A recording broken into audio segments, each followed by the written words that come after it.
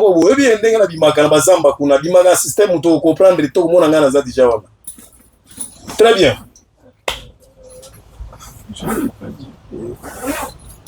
Impression na yo décision du gouverneur par rapport na ba tracasserie ezali ko salema na kati ya mboka na kati ya province batu ba meseni ba mususu bayaki pona musala ba mususu bayaki na bango pona konginda na province de l'Ituri. C'est ça ce qu'on a fait le constat. Matusu baye yo kufa mobola tout contrôle baye considérationné.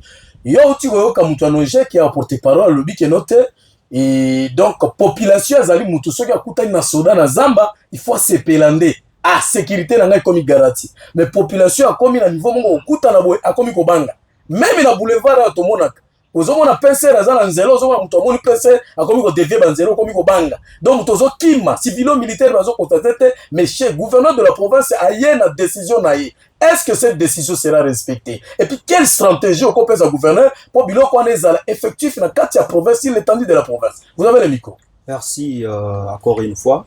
Na sepeli sous pour pesinga maluba. Et personnellement na sepeli mingi na décision wana. Décision ya gouverneur ko interdire ba tracasserie militaire. Na banzela nzela ba route de terrain provincial. Na sepeli nango mingi. Mais nalingaki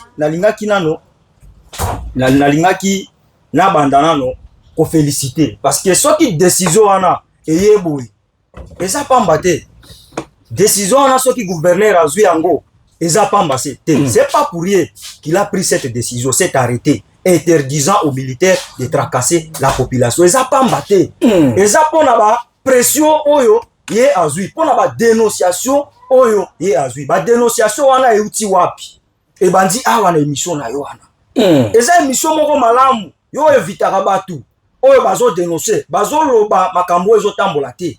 Donc soki azui décision wana eza pamba te eza ki sur base na ba dénonciation oyo euti awa. Donc après l'émission seulement la fois dernière après midi directement tout à fait eza émission oyo simango eza pour la pression ya dynastie dynamique des acteurs sociopolitiques avant que le gouverneur prenne cette décision. Coordonnateur Nabiso Bruno Akilisende na peso mbote asalaki dénonciation makasi likola ba tracasserie wana et kweyaki na kati ya mato ya nani ya gouverneur gouverneur nouveau gouverneur aza muto azoyoka bato ayokaki yango accompagné azui décision wana. Donc omoni ke ba groupe de pression mais biso to kokumisa tango ba to respecter tout à fait voilà on s'allier là parce que c'est pas déjà c'est pas na s'allier décision wana pe na pesi courage mingi na acteurs sociopolitiques ko ba koma ka ba via neto nyoso ba tiaka pression wana eza moi bien siko ngala lingi na loba likolo applicabilité parce que la décision c'est bon, la décision est bonne, mais la plus grande question qu'on doit se poser, c'est le respect, l'applicabilité. C'est-à-dire qu'on respecte les décisions et arrêter au gouverneur à Zoa qui y a une interdiction, il y a une wana, il y a tracasserie wana. On dit que era luboya. Pe bazoa ka ero mo ba décision. Ouais, général. Oui, ngapere mo ba ben nga baraka ndalo. Mais oui, c'est général luboya. Bon ça va, c'est pas général. Je suis pas militaire. On a respecté l'ancien gouverneur de la province de l'Ituri, le lieutenant général Luboya Kachama. À son époque aussi, il y avait des décisions, de telles décisions. Bazoua Kiango, mais à Bango, on a eu pour la flatterie, parce qu'on n'avait pas respecté ça. Bazoui Yango, si Mango va militaire, continuer à tracasser Batouana. Nabanzela, il y a une décision interdisant la tracasserie, que le militaire demande de l'argent aux citoyens. Habitez, paie ça mon, paie ma kamouane là, na lingi.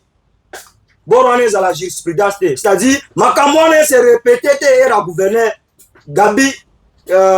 Kasongo yo so sali nzela bunya chomi na sali wana nde kutu fief na nga beta kanzela eza bunya kaseni wana tracasserie makasi abana no bazwa décision wana ndenge via neto alobi awa tozo so organiser on va constituer un corps bon à vérifier toza la posa mbongo mutute toza la posa te pe mo konzite ngana lingi tozo sala le fait que non ba visuel chef de l'état se concrétise exactement parce que bango bazo pesa chef de l'état soni. Comme chef de l'état na moté mamo bien, mais les gens qui sont sur terrain qui ne respectent pas en fait les consignes données par les chefs de l'État. Donc biso ba citoyen tout toza miso makasi. Donc fongoli miso nyonso ils ont mona comme 4. Donc miso ga. Mais en tout cas nzela on a ebisi OK biso na via neto eza 4 nzela wa ebisi. Eza axe Bunya Mahagi, Bunya Mungwalu, Bunya Komanda, Mabanga. Voilà, Mabanga aussi, et Bunya Chomia. Ce sont des grandes routes de terrain provincial. Sans ces routes-là, moi je vous dis que la province de Bunya ne peut pas survivre. Mais ma belle, on se voit basola, bazwaki, ba barrière wana. Neti occasion moko pour nous voir babambongo. Et ça basola nyonso bazali la barrière. C'est pas sérieux. On doit recadrer quelque chose. Ouais. Biloko wana namoni déjà ba audio bandi ko bima ba tout ba komi ko mona o tout console ba tout ba sepela ki façon konginda. Ouais. On n'a pas dit que non ba bimisa ba barrière. Les barrières doivent exister pour la sécurité. Mais yo so la peuple. Journaliste soko za balobi te ba senga ndem mbongo peuple. Soki oza soda nga na ebite na mbongo soki bato bayebaka ba mission na bango te. Yo ero ndimi kozala sola c'est que yo ndimi ko sécuriser population. Ozo comprendre. Mais ero tie barrière na yo, ozo lingo bando zwa batu, o bando sengela batu mbongo. Pourtant, nazo ebisa yo. Là je suis clair. La population paye régulièrement des impôts et des taxes. Mbongo biso to futa kawana. Na ba activité biso to sala wana. Nde gouvernement azwa kango, afuta kanango bango. Est-ce que baebaka babula mbongo wana bafuta bango wana? Non, ba misala na biso. Oui, parce que mbongo wana to bafuta bango wana basombela ka on bateli, babile wana yutaka Europe te za mbongo na biso. Biso ne to futa ka. Siko bazolinga ba pénaliser, bafuta biso lisu, bafuta biso 2 fois. Oye wana basengi osumo. Réfléchissons. Jungle. Réfléchissons. Lelo yo bazalaki ko senga biloko bazo ransonner, bazali ko boto, bazali ko senga mbongo na ba barrière. Ouais. Est-ce qu'il faut beaucoup plus condamner les soldats, les militaires, les barrières? Est-ce que Bango va causer courage, que Bango moko bandi ko sala? Est-ce que vous ne voyez pas que non, Bango bazali juste pour exécuter l'ordre? Oh, ils allaient go quelque part. Il y a une très belle réflexion. On dit ceci. La discipline est la mère des armées. Parce qu'à table dénoncer, au moins la réaction au sein de l'armée, il y a une stricte discipline. L'hiérarchie côté c'est ça pour le banini. Et l'autre mokonzi na yo alobi. Ko sala ngote, yo si baltem, ko sala ngote. Ce qui le lo, on les a réflexion, donc ça la déduction na oyo raisonnement yo to pesango. Ce qui le lo ba militaire a ra oyo. Bazana ba barrière, on sa sécurité, ba changer rôle na bango ba komi osenga mbongo. Eza pamba te. Eza ke ba supérieur na bango mususu nde ba pesi bango ordre. Il faut ça sous la bénédiction de leur chef. Nasengi gouverneur, nasengi na gouverneur militaire, le nouveau gouverneur, je dis pas la sienne, le nouveau gouverneur, Gabi Kassongo.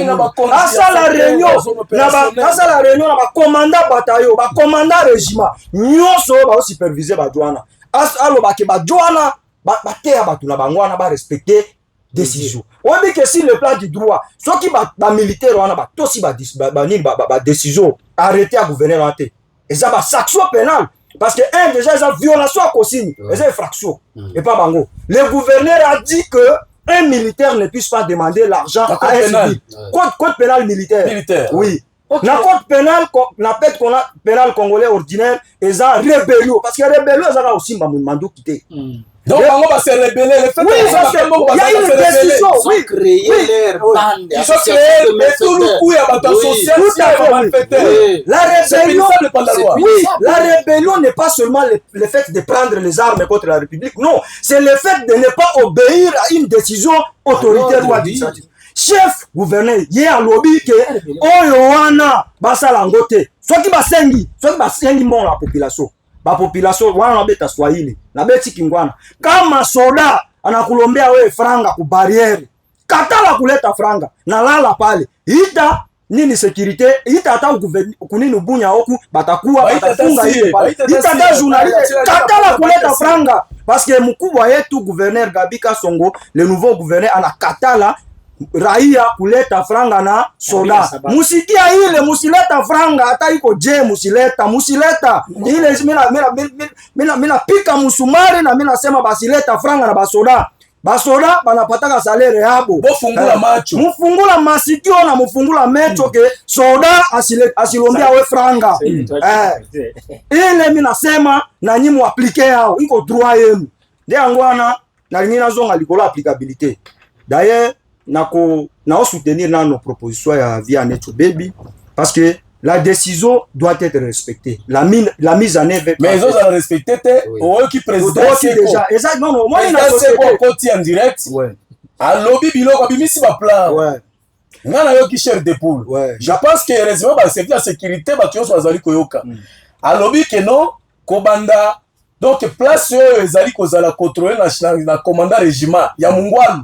Place ezali ko nini comme commandant Bati colonel Bati donc place il ezali ko sécuriser wana nde mibeko ezali ko zala respecter ya Mungwalu. Je le salue à passer ngambe mobati ngamo na mona face à face na balobi ke eza barrière na iga barrière eza parking mo pomo nini barrière mo eza wana bazo futisa place po ebukani bazo continuer balobi ke gouverneur wana bazo lo baluba bongo balobi bongo donc bango bazo senga kaka c'est-à-dire ba méfier rébellion ndenge bino bato droit vous a créer rébellion déjà rébellion c'est rébellion oui la deuxième chose eza place ba militaire certains militaires wana basali rébellion ezali na bambou avec précision bango bazali ko senga mbongo lisusu ya peuple bazali ko continuer azali lisusu rébellion kokoma na centrale yao eza ba place moko ba PC bazali ko senga mbongo bazo continuer balobi ke wana eza mukanda bazo sala ke eza mukanda alors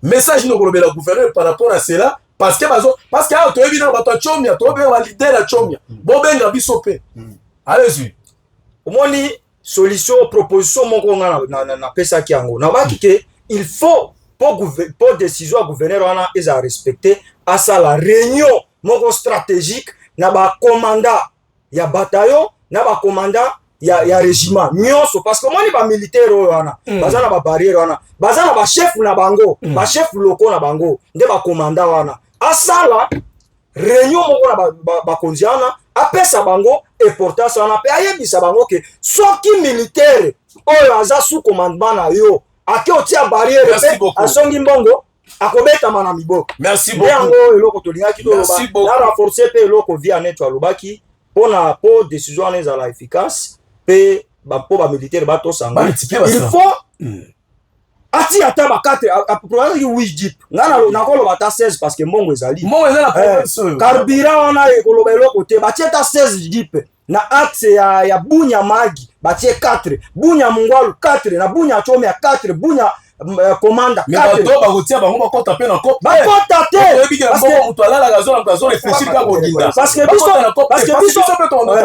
biso na biso ke toza clair tolobi ke ba barrière ebimate ba barrière ezala ona ko sécuriser ba population mais ba soda wana basenga mbongo te mokonzi aboyango bango bazwaka mbongo na bango dans la ville balobi que maire de la ville atala que le fait que non décision mais à la respecter mais toza na ville to créer na Nyamurongo ko kitawana na se batie barrière moko ezali ko de bembe ezaka na bembe te ezaka omoni barrière wana Nyamurongo kitawana ba soda baza wana soko mati okomi na bembe wana barrière moko ezali na ba DGRP ba soda wana bazo senga batu mbongo ba villageois batu bomema banini ba makemba na mutu boyo ozo senga 1000 francs azwa na ba avocat otela na ville ozo senga 1000 francs barrière mususu eza kuna na mbala na nga na préciser nzela wana to bosani yango eza nzela katoto eza bunya katoto bunya katoto wana ba fief na ngana na zo biso nzela eza bunya katoto ba soda babandi wapi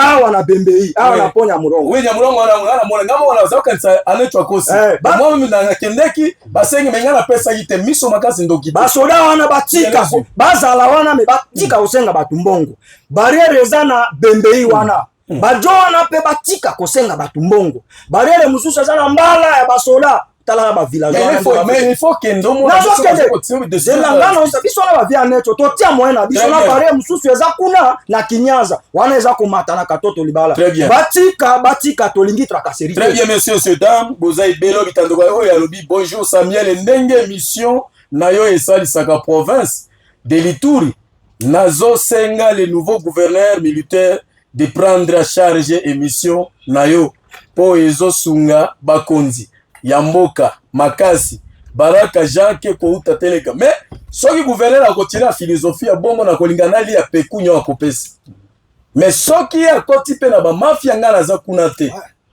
Moi j'ai toujours dit que non, je ne trahirai jamais la province de l'Ituri et puis je ne trahirai jamais la RDC. Tozali ko bundela mboka na biso, c'est ça ce qu'on a besoin. Ata lelo tozali ko sala toyebi ke lobi tokoza la te mais bato bakoya sima ba komba biso tozali ko sala ba ko pérenniser yango. C'est ça la mission principale. Voilà. Toi, ma confrère, yo ça est scientifique, mais tu n'es pas facile. Hein? Ouais. Tu vas comme déjà comme de 5 numéros na yo déjà au monde que déjà mission est quand les comme populaire. Déjà comme on récupérer place à Brilo. Bon, donc voilà, toi on a déjà pour placer moi par rapport à Nina autour sur la tracasserie militaire. Pour placer quelqu'un donc deuxième sujet tout ça que quand asiko par rapport à l'enjeu politique, tout sur la par rapport il y a tout sur la magambo ya arrêté il y a réunion. Donc il y a Mutamba. Oui. Donc tout sur la ligne Mutamba a dit que non, il va se suicider. Il va se suicider. Ce jugement il s'allie à ma belle abimaki na kati ya nini ya cour abimaki na kanda tokoti ya nini na ye bukoyo kandenge nini makambo ezali ko zela donc azali ko déplorer façon justice na biso ezali ko se comporter. C'est ça ce qu'on va parler tout à l'heure là d'après de temps. Alors tokotia donc toi mana no lycée loté na utiko komo mboti na yo journaliste zola la mingi were tozone aussi c'est mission boye la betina na masekite ndeko na ngai tala ka bolingwa émission na bina ko ma retard mais na mona na ndeka émission zelengi ufanda na zo regretter biso na émission du peuple monsieur on a raté vraiment émission alelo ozala mabepe surtout que ba sujet alelo ozala vraiment pertinent na regretter na ko retard mais na ko ba quelque chose mais placez-moi vite là déjà t'as la caméra par rapport na mine comme ça toko tala katia vif mususu ndege zozala. Na solo limba par rapport na décision à gouverneur. C'est très important, il fallait na solo lango. Omoni to na mboka moko oyo ba population to na naïveté makasi. Parce qu'il est inconcevable tango mokonzi apesi ordre. Ole ba sibalter ba sale lango ba boyi. Maintenant, biso la population, au lieu de soutenir mon konzi apesi ordre, tokomi ko banga. C'est ça, bo bangi pe. Maintenant, je ne comprends pas bozo banga nini. C'est ça il tout rien. Ça c'est parce que ceux qui peuple oyebi ko revendiquer droit na yote, okotika l'esclave. Voilà pourquoi à ce moment on a zo loba sikoyo. C'est interpellation. Son Excellence monsieur le gouverneur le général-major Gabi Mulumba a lobby ba barrière nyonso elongwa. Et bino ba commandant ici nazo interpellé commandant secteur. Ba fouti sa te na ba barrière. Ba fouti sa te. Ouais. Commandant secteur, commandant région, ba commandant compagnie. Bino ba commandant nyonso oyo botie batu na balabala. Bozo ba disposition utile. Parce que so bo sali eloko général-major a lobby le gouverneur de la province. C'est-à-dire que vous êtes complice à ma cambozo na mboka Ituri. Mais awa siko na zo interpeller ba population. Surtout ba ndeko na biso ba usager à route. Papa, so ba télémission au télémi.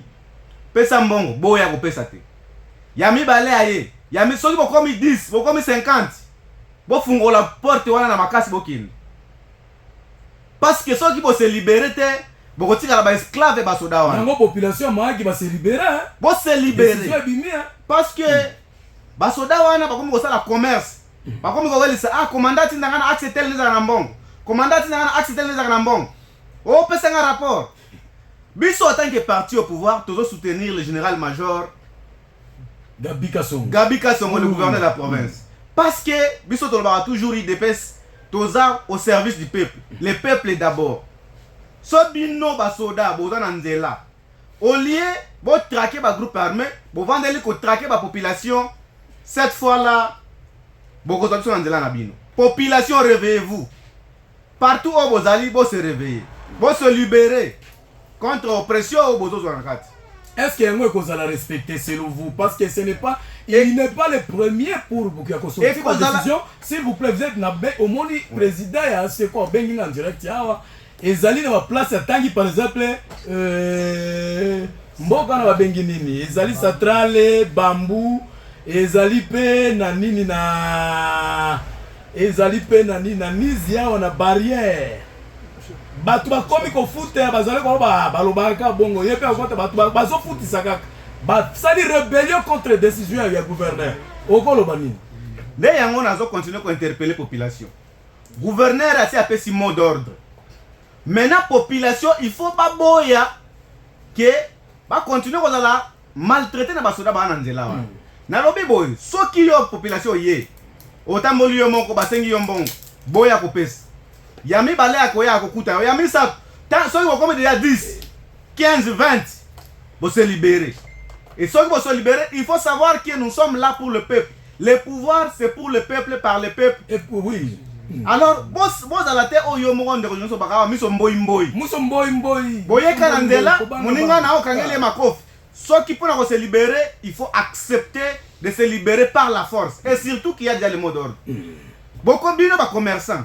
Bino bato atamo iso ba seko papa gouverneur esi alobi soki muto asengi yo mbongo yebisa ye papa na kofuta te gouverneur esi alobaki très bien mais soki botikeli bango bapesi bino c'est la naïveté ça c'est la naïveté très bien merci beaucoup messieurs et dames tikana message pour boye ba quand même bato azali kolanda bino population isa émission du peuple ngana ka barrière na place ya ba roulage vraiment tosengi na papa gouverneur ye président ya Ituri asunga ba population na ye na kosala suivi ya oyo président ya ASECO auti ko dénoncer yango wana tanga lobaka biso tozali bato kosunga peuple za black te Baraka apesa biso numéro na ye okombe aujourd'hui déjà donc c'est ça Baraka babi ko pesa numéro à un moment akopesa bino à un moment donné voilà. Merci l'émission et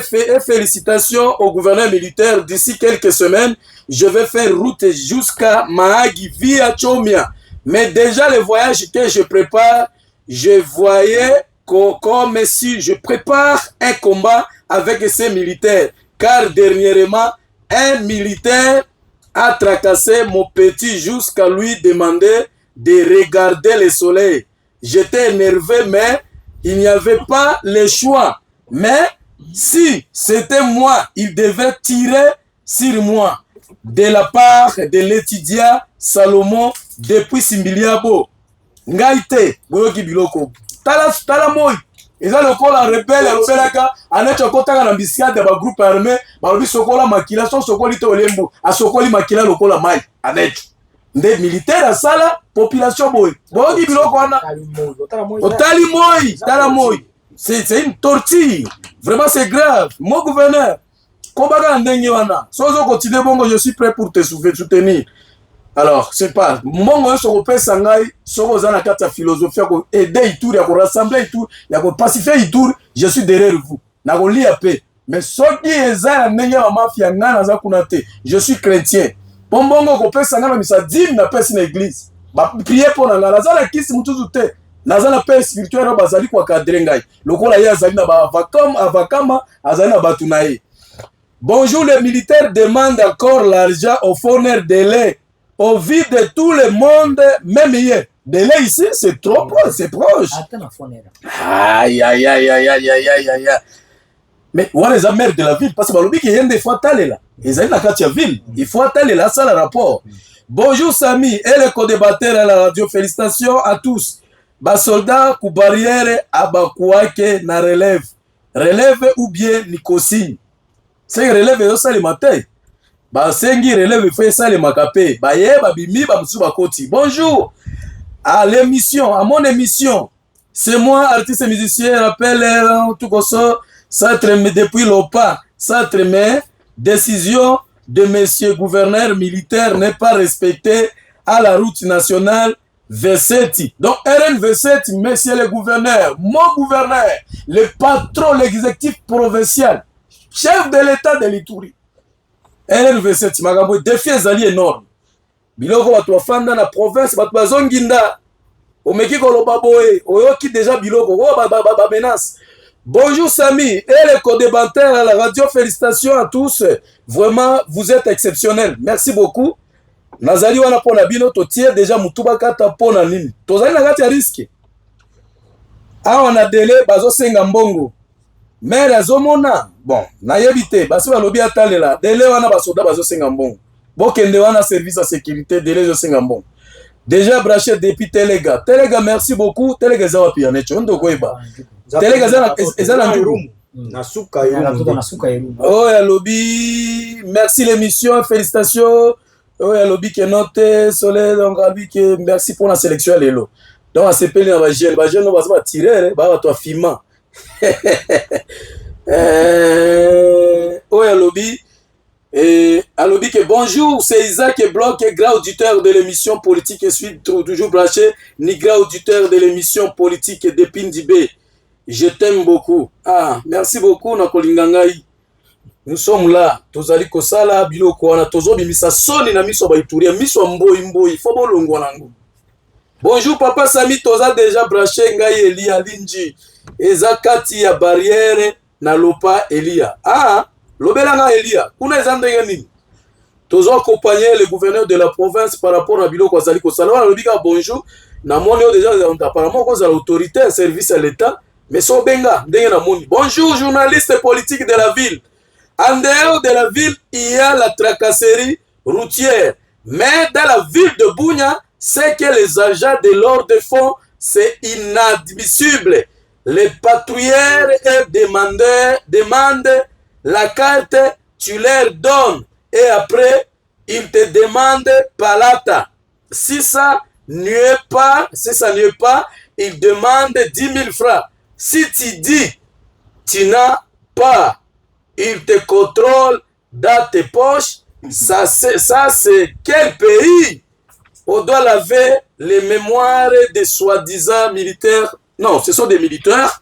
Quand il y a soi-disant, parce qu'après tout, bango bazali ko kufa, bazali ko bunda, pon abiso.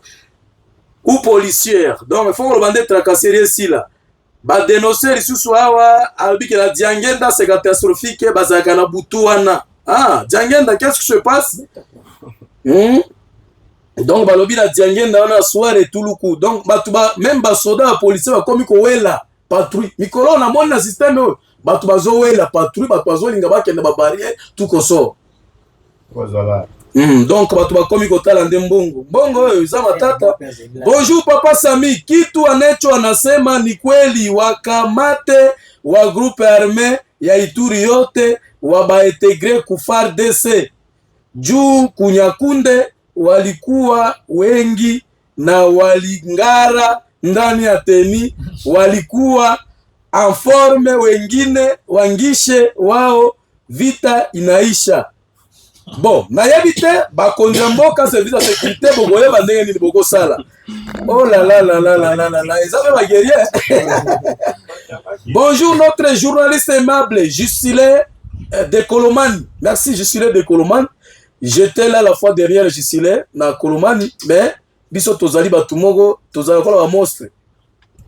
Tokitaka koyeba biso te tolinga populisme te. Tozo edemboka. Balobi, bonjour. Moutonojek, lobela biso biloko, placé moi par rapport à nini biloko totuko solola, et puis par rapport à la sortie, yanani, na pesio 3 minutes, les restes, mais vous êtes maintenus dans la 4e émission tout benga parce que vous avez un koufra, vous avez un fima au président biso tolingaka, mais il faut assumer à émission basimaka, il faut avoir preuve, mais biloko zo lingisango. Oui, par rapport à justice aux algo saima mboka. Hier encore, avant c'était à Kindeki, reportant qui pour le lobby, monsieur Costa Mutamba, il a décrié la justice congolaise par rapport à Biloko, à Bimaki Nakatamine, c'est l'OIE, quasi judiciaire, donc dossier zalité, bataille, dossier zalité, mais Balingi, ça la politique et Katina Katia Biloko. Vous avez une minute. Je suis d'abord très content de me retrouver devant un chevronné, maître avocat, juriste, collègue comme moi, je suis juriste aussi de formation. Donc, vous connaissez depuis longtemps. Ce que je vais dire, je vais pas, ça ne viendra pas du ciel. C'est ce que toujours nous avons toujours étudié. Il a étudié aussi comme moi. Donc, c'est un plaisir de me retrouver devant lui. Chers Congolais, chers compatriotes, chers co-débatteurs ici, c'est que je ne dois pas cesser de vous rappeler. Et que ce que je ne dois pas cesser de vous rappeler, depuis mon enfance, donc depuis na okola, depuis unakomala, depuis niko nakomala, gisi mimi naonaka justice yetu inapimaka kutrancher ma affaire. Bon, je me dis, acha nijireserve roho isinipasuki. Parce qu'à un moment donné, unakutanaka justice, bien sûr, inafanya kazi yake comme il faut. À un moment donné, unakutana bana déborder. Disons maintenant, vous pouvez me dire quand est-ce que Costa Mutamba avait commis l'infraction? C'était le moment où il était ministre. Maintenant, il n'est plus ministre. Juge naturel wake ni nani? Anakuwa civil sami, anakuwa un citoyen, un simple citoyen sami. C'est il faut anaenda kwa juge naturel wake. Juge naturel wake ni nani? Na moment ya commission de l'infraction ilikuwaka quand? C'est quand il était ministre. Maintenant il n'est plus ministre. Il sera jugé comme qui? Voilà la question qu'il faut se poser. Et je sais bien, mon collègue ici, il ne pourra pas me contredire. Parce qu'aujourd'hui, Mutamba est comme tout citoyen. Et d'ailleurs, lui, il est sous condamnation. Vous savez? Mais maintenant, venir nous dire maintenant qu'il va comparaître devant la Cour de cassation. Lui, en tant que qui? Il ne peut plus comparaître devant la Cour de cassation. Juge naturel wa Costa Mutamba Saï. Ni au tribunal de grande instance comme tout autre citoyen. Mais comment on a pu retrouver au cours de cassation? Bon, ni matière, et ça demande beaucoup de concentration parce que Mukikumbuka bien à l'époque, c'est anormal juridiquement. Oui, c'est anormal. Mukiwaza bien, tu lui assisté à affaire Bukangalonzo. Affaire Bukangalonzo ya Matata Mponyo. Cour constitutionnelle, je déclare quoi incompétent pour juger Matata Mponyo. Parce que le jour où il avait commis l'infraction, il était considéré comme premier ministre. Et maintenant, là, il n'est plus premier ministre. Il sera jugé comme qui? Comme tout autre citoyen. Jurisprudence. Hein? Vous voyez? Donc, les jurisprudences, non, il y a des jurisprudences. Et d'ailleurs, je salue en passant l'éminent professeur Nyabirung, qui a essayé de relever des jurisprudences. Alifungula watu macho na kubaonesha. Et Costa Mutamba a quitté la salle par rapport à quoi? Oui, Costa Mutamba il a compris qu'il n'est pas devant son juge naturel. Comment il va comparaître? Il n'est pas devant son juge naturel. Comment il va comparaître? Déjà, on a abusé la procédure. Et quand la procédure n'a pas été respectée, quel sera le résultat? Donc, disons que si nous voulons que la justice soit respectée, que la justice ne soit pas commandée par la politique, il faut que la justice, il faut qu'il y ait séparation des pouvoirs. Oui, justice indépendante. Oui, il faut que la justice soit indépendante. Pensez-vous qu'il y a la politisation dans l'histoire? Oui, mon cher. Nous ne voulons pas entrer dans le vif de la problématique, mais nous savons qu'il y a des choses qui ne marchent pas. Hein? Il y a des choses qui ne marchent pas. Pourquoi on voulait insister qu'il puisse comparaître devant un juge qui n'est pas son juge naturel? Mais Costa Mutamba dit que non, s'il est jugé illégalement, il va se suicider à Komela moi poison, je ne sais pas, Socrate. Vous savez, cher Samuel, vous ne voyez pas qu'il a de Samuel, oui. Là où va la lire, vous savez, nous en tant que juristes, nous avons bien assimilé les cours à l'université. Quand on arrive à triquer les choses et toi tu sais la vérité, tu te dis alors, qu'est-ce que ça sert maintenant d'étudier? Vous imaginez un médecin qui est censé vous soigner et qu'il vous soigne mal, comment vous allez vous sentir vous en tant que patient? Vous imaginez? Donc pour Costa Mutamba, lui qui a assimilé bien les cours en droit, il ne peut pas accepter qu'il soit mal jugé, qu'il soit, en tout cas, qu'un procès, qu'il va assister à un procès qui est politisé. Et voilà comment il s'est dit être prêt à se suicider parce que il connaît ses droits et il a le droit de se défendre. Voilà ce que très bien, merci beaucoup. Anacho Baby, par rapport à la procédure, avant kokota na makambo ya Mutamba nangina kokiri na makambo ya barrière eloko na koyebisa ka gouverneur militaire makambo ya barrière ekomi cop et puis ekomi système twazonginda bazobebisa kombo na ye et puis bazobisa kombo ya mokonzi ya mboka chef de l'état or ke tokondima eloko wana te bazopese ye bazosala rébellion lelenge kofrère ndeko moko auti koloba basali rébellion surtout na Galai na côté Yedi kuna c'est plus pire et sengeli ke bazomeka soki aza moto soki aza malili bazomeka ye wana ezo bazopese bamona moto na ye esengeli sikoyo ye depuis mesure wana ebimi eumili nanu te ça fait déjà depuis makambo mayaki abimi mesure eza ba 4 jours 5 jours ngana otaki mongwalo lobi mardi nalobi constat ya mardi olobi mponga nakomi lobi kota mongwalo mais Galai wana na mai Galai na côté Yedi kuna ba population bengi ba bitrakassereza makasi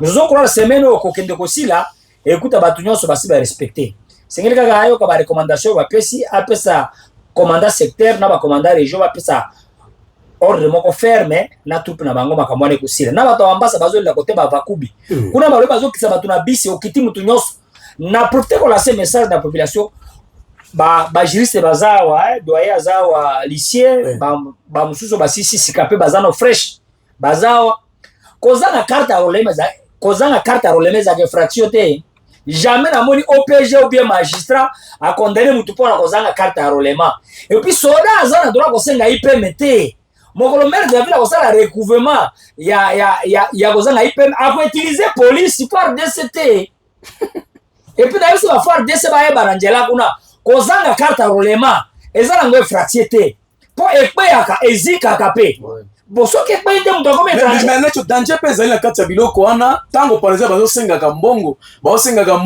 omoni te kendo mutu mosusu akotia bango mbongo apesi mbongo me bakontrole te aleki na biloko ya mabe nakoyebisa yo na nzela oyo ozala carte ozala legal ozala illégal soki oza na mbongo okolekana na yo bazolekana okontrole yo te bongo soki ozopesika mbongo okomi yani boseki bomeli mwa zolodo batekaka wana oleki na yo te vraiment nakomiso eloko wana bango batika eloko wana basala mosala sérieux et puis nalase nini message na bakonzi na bango nga nasalaka enquête na Kinshasa nazalaka na état major nazalaka ministre ya défense nazalaki mpe na chef de l'état bapesaka moyen et puis na baspite ya chef de l'état alobi on a donné tous les moyens à nos FARDC soki eblokaka wapi toyebi te esengeli baouvrir baquête katase par rapport ya makambo ya ex ministre Mutamba nga nagardaka position nanga claire nakoloba clairement ke Mutamba nalobaki na micro na yo Mutamba aza innocent d'abord aza innocent deux azaki piégé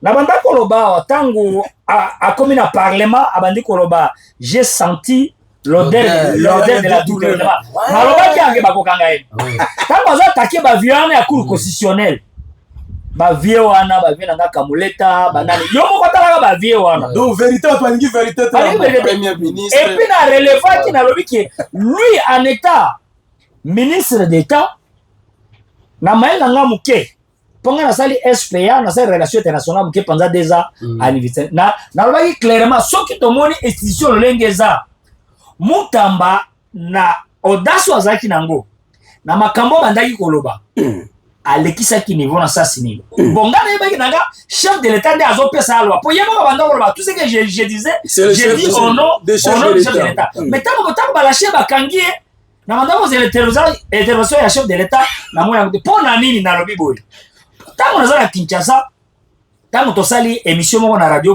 Molière na baninga na lobaki lisusu ke na moni olenge ministre tolingi lolenge akomi populaire bakokanga ye na sasi na lobaki boy po omoni ke na mboka na biso soko tangi article 68 ya constitution toza na 4 piliers na mboka na biso c'est que toza na pouvoir judiciaire toza na pouvoir législatif et puis toza na cours des tribunaux et puis toza na présidence et ça lokola 4 siko bato ya cour constitutionnelle baza na mokonzi na bango, bato ya justice wana nyonso baza na mokonzi na bango, président ya cour constitutionnelle na conseil supérieur ya magistrature ya magistrature. Koto na parlement Kamere azalaki. Koto ye Mutambata abanda koloba mokonzi na ende Judith.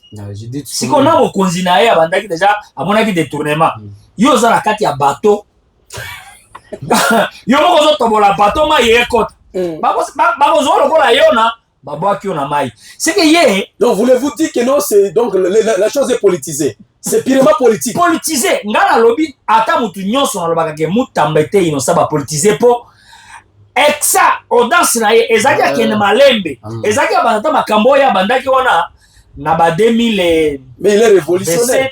Alingi azongi sa réalité mais réalité ya Congo esengi bongo te. Nde ngale ko sika logique ya Congo. Ezalaki na manière ya kosala ngo. Manière ya kosala na comme ça même Mutamba biso to sepelaki na ye. Tango ba yena ba Judith ta tango 17 misi ba yaki na ba lui atum. Ba kiti na aéroport wao.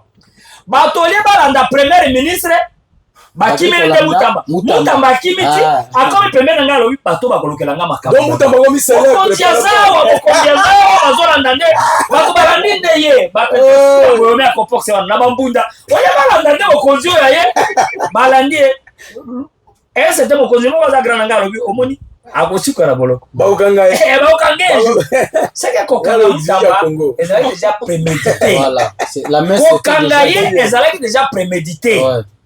Même nga na butu na awa nani na Pacific Lodge awa tangu tosolaka na ye tosolaka na babidi musu babudungi à l'époque banini nga na yebaki déjà ke na ali na popularité wana mokonzi za mutu mususu yozo kwa populaire ba ça Congo lingi logique te Congo lingi vérité te et puis pona ko chéri makambo nga na lobby peut-être mutu ako contredire ngo na lobby ngo clair très bien yo kasi bato ba détourner à solo ezaka Mutamba te na ko peso histoire ya Peter Kazadi na Robota bakangi Robota makambo ya lapidaire mais musu bakangi ete musu nani mais tisi ko bakangi ete puis asali su dega akenda koloba ke mbongo biso to misaka mbongo avant ko sala projet to kabola kanano musu est-ce que bakangi ete lelo to tira thématique on a te continuer na biso to ko dimate ba protéger ba mususu bakanga ba mususu makambo ya Mutamba d'ailleurs na ebandela va ko condamner baloba ke za tentative.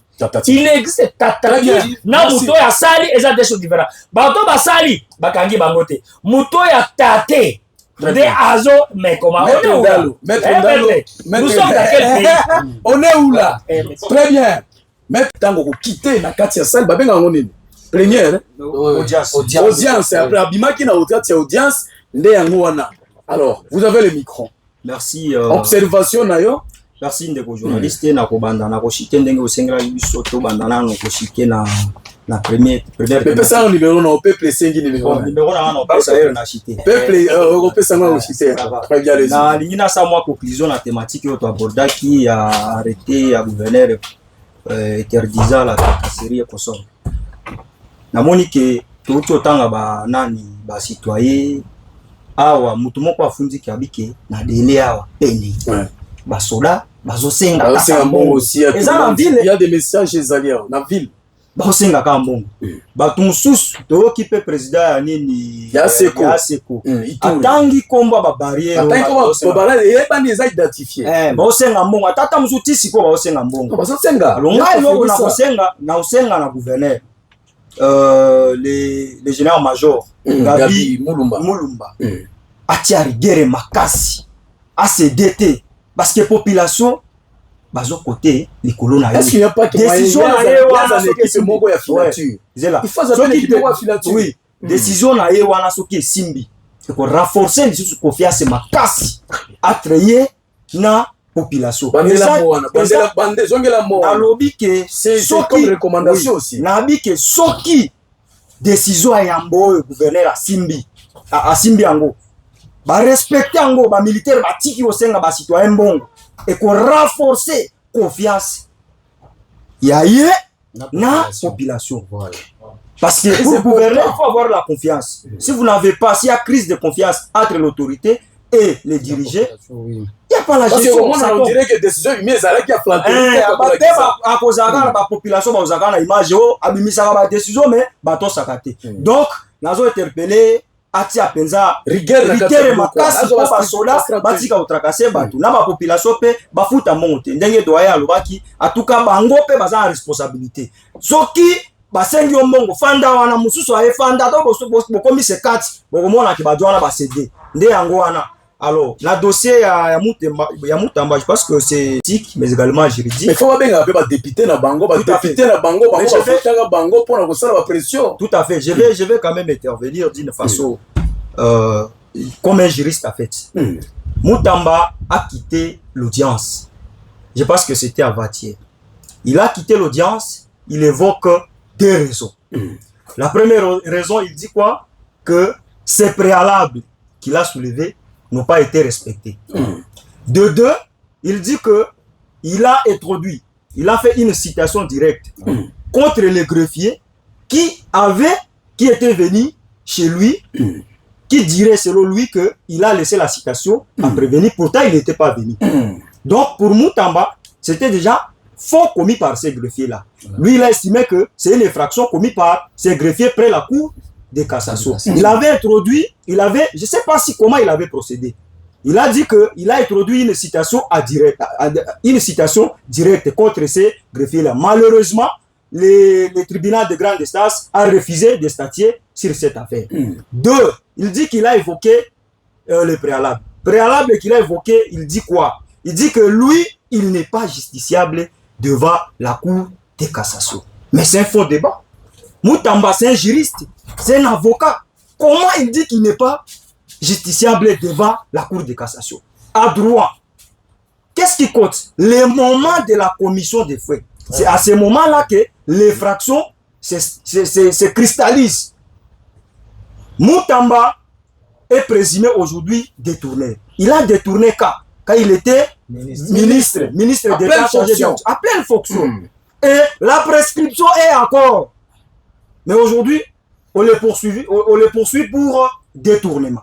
Il dit qu'il ne sera pas on ne peut pas le poursuivre comme en fait pour détournement, puisque maintenant il n'est pas ministre, il est un citoyen simple. C'est un faux débat, il trahit ses enseignants. D'ailleurs, j'ai appris qu'il était même assistant, je ne sais pas enseignant, mais qu'est-ce qu'il a enseigné aux enfants? C'est un faux débat. Ça, c'est une notion basique du droit pénal. Donc, à droit, on voit les moments de cristallisation des faits. Donc, la justice a respecté ces procédures. Oui, la justice a respecté. Mutamba est justiciable devant la cour de cassation parce que lorsqu'il avait commis l'infraction, il était ministre de la justice. Mais maintenant, il est comme citoyen congolais. Mais l'infraction, il avait commis comme ministre. C'est pareil chose. Je vais vous donner un exemple. Vous voyez, moi, par exemple, un enfant, il commet l'action. Il fait quoi? Il viole un enfant. Il a violé cet enfant quand il avait 17 ans. Un homme, par exemple. Cet enfant-là, le présumé violeur avait 17 ans. Mais on l'arrête quand il a déjà 19 ans. Le procureur dit que non, puisque tu es majeur, tu seras justiciable devant, par exemple, le tribunal de grande instance. Non, on va voir. Lorsqu'il avait commis l'infraction, il avait quel âge? 17 ans. D'office, son juge naturel, c'est le tribunal pour enfants. C'est un exemple, c'est parce que c'est le droit. Le droit est présent avec moi, il comprend de quoi je parle. Donc, porte-parole de la NOJEC, la cour de cassation n'a pas tort. Mutamba est bel et bien justiciable devant la cour de cassation pour l'État. Mais ce que nous décrions, c'est le mauvais fonctionnement de la justice. Il y a deux poids, deux mesures. C'est ça. Mutamba, d'une part, il a raison et d'autre part, il a tort. Mais les droits, c'est la procédure. Ça, il connaît ça. La procédure prime sur le faux. Donc, je peux dire que Mutamba doit continuer avec le procès. S'il ne continue pas, il sera condamné par défaut et il va assumer la procédure. Il va se suicider dans ce cas. Ça n'engage que lui. Mais c'est quand même un voyage, et ça lit aussi sa bravoure. Je vais retourner de maître avocat. Donc, vous avez le micro, monsieur le Christien. Merci beaucoup, les journalistes. Je ne peux plus m'attarder sur cette question qui a été débattue par mes cadets. Et je salue son bravoure, ça, ne sais pas, la bravoure de mon ami ici. Il s'appelle encore qui? Ndalou, maître Ndalou. Ndalou, courage. Courage. Il faut apprendre. Le droit, c'est une grande forêt, il faut apprendre. C'est une bonne chose. Merci. Je suis content de vous. Merci. Parce que vous allez nous remplacer lorsque nous ne serons plus là. Ouais. La relève. Ce que vous avez dit là, moi je ne peux plus revenir parce que c'est plus important. Vous avez édifié la population. Vous savez, j'ai dit l'autre fois ici dans l'émission de mercredi passé, lorsque vous venez devant le micro, il faut faire attention. Parce qu'il y a les scientifiques qui vous écoutent, les intellectuels, au-delà des fanatiques qui vous fanatisent là. Alors les gens qui sont intelligents, bazo yoka yo nongo solo là. Nengo zo expliquer makambo. Et les intellectuels. Et les intellectuels. Doué en matière. Bazo comprendre. Mais soko yeko ça il a pas sentiment parce que na catalogue babenga kiyo babio solo la bien, c'est pas aussi un problème, c'est bien mais faut voir, il faut mesurer batomi balé wa est-ce que mais c'est un avantage pour Nanakat Nador. Mais attention, populisme. Attention, les intellectuels influencent ceux qui ne sont pas intellectuels. Vous comprenez? Parce qu'il y a un moment donné, il suffit seulement que Batouane Bayo qui obéit raté Mouké, c'est fini. Ouais. Mais les intellectuels vont comprendre que non, le monde n'a pas bien. C'est comme ça, il y a une émission en décembre passé. Il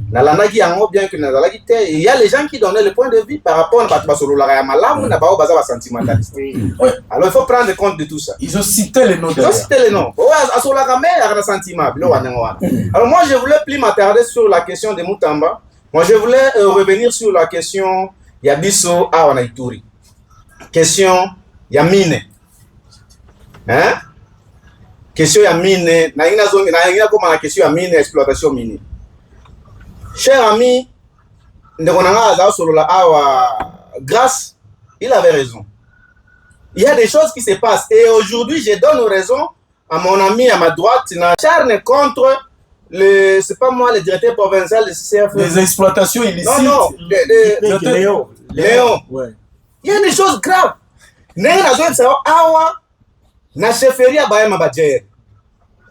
y a une coopérative appelée Umoja qui est en train d'exploiter depuis 2022. Jusqu'aujourd'hui, ça pour autant respecter les cahiers des charges. Et il n'y a même pas 2 mois. Comment ils ont Coopérative Umoja. Depuis 2000. Depuis 2022. Cahier des charges exact. Il y a un monsieur là. Je vais vous montrer ici, il y a des photos. Il y a un enfant de, je peux estimer, de 13 à 12 ans, à Koufi na kati ya Libulu dans Batiki. Ça c'est l'événement de quel jour? Je pense que ça peut être au mois de mai ici. C'est pas longtemps. Et Bazoui basali commission mon na gouvernorat oyo monsieur Léon akenaki sur place. A constaté. Mais Léon est resté avant de kimia comme si rien ne s'est passé. Et avec ça, vous pensez que Léon fait bien son travail. Et aujourd'hui, comme je vous dis là, la population de Baye Mabadja est en train de souffrir. Mais je vous dis, je l'ai donné. Nana photo moi na kufi na kati téléphone na ngai. Oh, moi na wana babimesie bakundi est une manière inhumaine. Et Léon connaît tout ce que je dis ici. Na groupement Dizano. Na Dego. Et celui qui exploite là, où ils ont géré entre Nini wana, on appelle ça comment? Coopérative wana, Umoja, il s'est fait un homme puissant. Arrogant, très arrogant ce monsieur-là. Donc, ton gars, il va classe. Il y a rien. Il y a rien dans ces 2 groupements. Bapuki ba oro batiki mabulu polele na yebisio que moi na kufi na kati ya libulu wana bakundi na kola sa photo na téléphone donc tinde donc makama solé la lika kimia bon et maintenant là je suis en train de dire au gouverneur militaire nangaye a travailler cabinet nae non seulement à travailler cabinet nae a travailler même certains responsables y a institution. Très bien, c'est vraiment déplorable. Et ce monsieur-là qui s'est dit tout puissant, on a géré ou coopérative ou monde, qui n'est pas tout puissant. Kabila a fait tout puissant aujourd'hui, il a fui le pays. Très bien. Et lui, il va fuir même Bounia. Très bien. Vrai ou faux, assumer allégation dénonciation? Vrai. Vrai ou faux? Vrai. Et pour le moment, je t'assure que le dossier est devant la justice. Très bien. On ne peut plus continuer à cochonner les bêtises parce que pour lui, c'est le peuple d'abord. Très bien. vous connaîtrez la vérité et la vérité vous affranchira, messieurs et dames, et messieurs ici, Miss Cécile, tu continues dans ma actualité, Zébélé, tu reçois par rapport, tu par rapport à la décision à court cautionnelle, par rapport à ma campagne, il y a référendum. Donc, en tout cas, c'est débat, nous avons pour ça, juriste, oyo bazali koya tokoyeba ndenge kosala émission malamu toyebisa population émission ezalaka touti wapi tokomi wapi tozokende wapi. Bonjour ndeko Sami Ariku, vraiment sélection ya lelo eza sélection ya classico po mbodi ebetami neti komba ya cage eza ngai Zawadi Jerusa Baby na ya Radio Inibu. Oh désolé messieurs et dames, je vis l'image voilà vraiment c'est ça messieurs et dames, to éviter Mouto Azalaki na technique à réseau, Nani Azalaki réalisation, Ezalaki Monsieur David. De l'autre côté de la vitrine, c'est Monsieur Aki de Mouya. Pesa numéro Nayo. Merci pour la présence et la participation. Pesa numéro dans la population. Merci. Comment numéro Merci Maître Barakandalo. Son numéro 081 30 64 780. Zongila 081 30 64 780. Aux emprunts, peuple s'appelle là déjà on la Ligue des Champions. Très bien. Merci pour la présence et la participation. Il faut s'appeler numéro Nayo. Aussi, je suis Mouroula Muguerera Francis, comme je l'avais dit, je suis défenseur des droits de l'homme. Je suis aussi le porte-parole de Nogec. Mais je suis fier de me retrouver devant les maîtres avocats. Je suis là. Ah ouais, merci. Nous aidons quand même la population. Nous sommes là pour la population. Au numéro aussi, je suis sur le 97 30 88 104. Numéro 97 30 88 104. Vous êtes prêts pour participer avec les autres dans les débats? D'ailleurs, pour moi, je me dis, me retrouver devant mes grands frères, vous aimez devant aussi la famille, c'est un débat, nous allons débattre pour l'intérêt général. Merci. Oui. Merci pour la présence et la participation. Merci mingi. Merci mingi na bandeko nyonso bazolanda nga numéro na ngai ezali oya WhatsApp ezali 099 74 95 469. Wana eza na WhatsApp ya tout moment 099 74 95 469. Na porte kopesa mbote na Jacques Kasereka na nyanya wana petit nanga. Ouais, merci. Ouais, apesa ngambongo. Oui, Jacques Kasereka.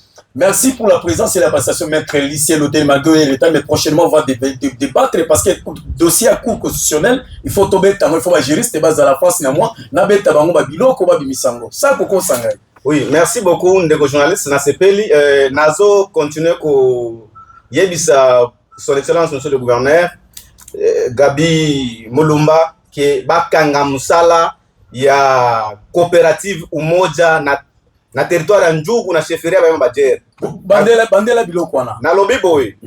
Son excellence monsieur le gouverneur militaire. Na ye pa na lokola papa oyo lingi kimia, oyo lingi ko accompagner mokonzi ya mboka Félix Antoine Tshilombo. Na philosophie ya IDPS ya le peuple d'abord. Kanga musala ya coopérative umoja na territoire ya Njugu, cheferia ba Bajer, groupement Dizano na Dego. Mutu akufi kuna. Mutu akufi. Donc coopérative azobi malokola pomba. Coopérative abimi pomba, atiki mabulu polele, abebi sinatir. En tout cas, moi ezate. D'ailleurs, je sais que la chefferie a commis le mukande dans le bureau nayo, bakanga coopérative wana misala na bango jusqu'à nouvel ordre parce que nul n'est au-dessus de la loi.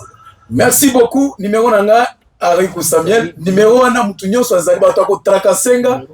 Donc ça c'est un message bato ko trakasenga, bato ko linganga, bato ko potango za leader yeba ke za bato balingaka ote, na bato balingaka yo pe. Voilà, 081 82 68 223, 081 82 68 223. Chaque numéro en a parce que je ne me reproche de rien. Na maskakate, naza journaliste, na katia province proche de la population. Gardez les rendez-vous de mercredi et samedi, 10h à 12h. Portez-vous bien, prenez soin de vous. Bye bye et ciao, messieurs.